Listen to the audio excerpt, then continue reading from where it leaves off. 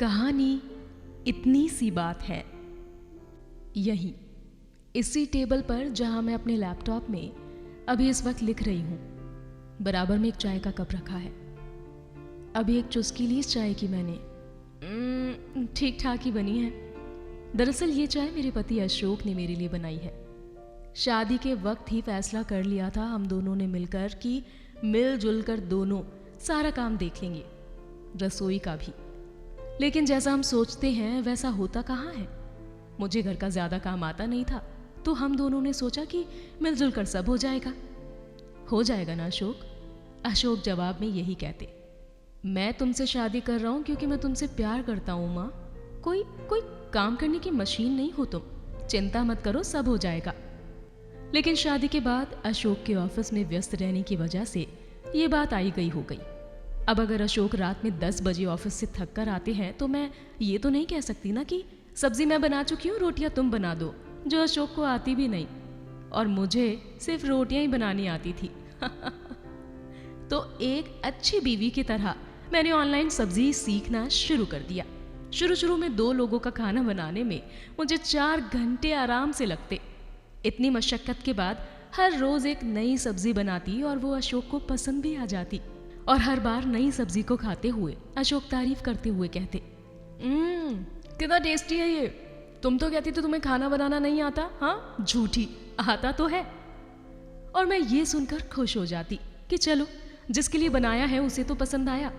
और इसी तरह शुक्रवार तक हर रोज नई नई सब्जी बनाते हुए पूरा हफ्ता निकल जाता।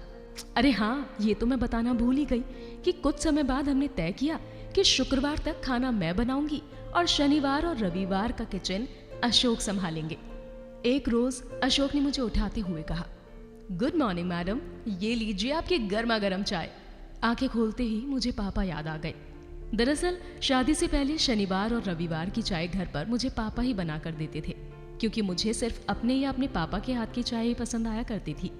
शादी के कुछ वक्त पहले तक मैं पापा से यही कहती, पापा आपकी तरफ मुझे चाय देकर कौन उठाएगा और ऐसे बोलेगा, गुड मॉर्निंग मैडम, ये लीजिए आपकी गर्मा गर्म चाय। ये बात मैं अशोक को कई बार बता चुकी थी, शायद इसीलिए उन्होंने ऐसे उठाया मुझे।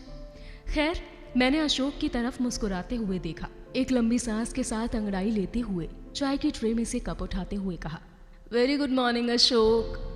अशोक ने कहा, पीकर बताओ चाय कैसी बनी है।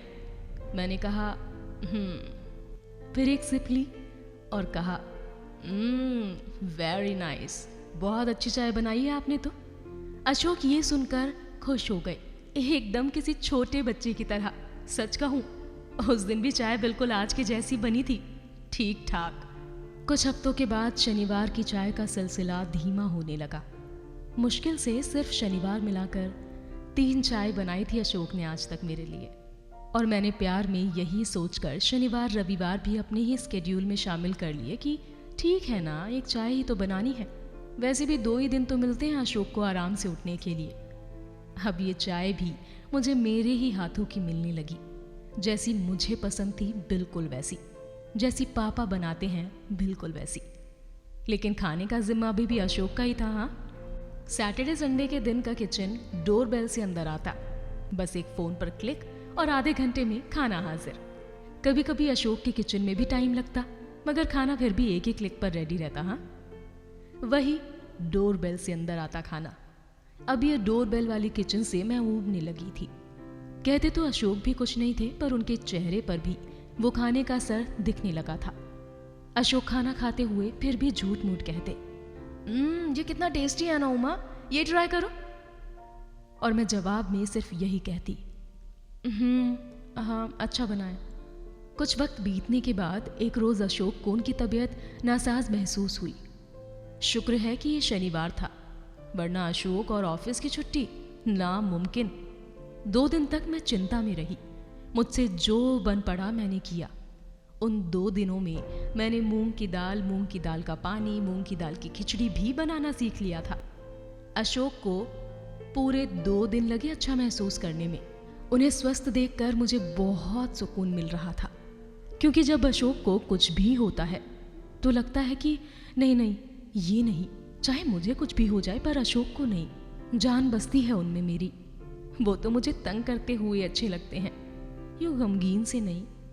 अशोक के उस बीमारी वाले हफ्ते से उनके शनिवार और रविवार भी मेरी ही किचन का स्केड्यूल का हिस्सा बन गए। चाय की तरह खाना भी अब डोरबेल की जगह मेरी रसोई से आता। अब ना तो मेरा कोई वीक होता और ना ही कोई वीकेंड। हाँ, आज की चाय की डिमांड मैंने अशोक से ज़रूर की थी। वैसे तो मैं बिल्कुल भी डिमांडिंग नहीं हूँ, पर कभी कभी तो मैं भी हो सकती हूँ ना, वो भी सिर्फ चाय के लिए, कि कोई मुझे एक कप चाय पिला दे सिर्फ वीकेंड पर, पापा की तरह, कि ये लीजिए मैडम आपकी चाय। चाहे थोड़ी कच्ची पक्की ही सही, पर प्यार से पकी हुई। तो अभी मेरे कहने पर अशोक ने खराब मूड से मेरे लिए और अपने लिए चाय तो बनाई, लेकिन इस बार प्यार नहीं पकाया था उसमें।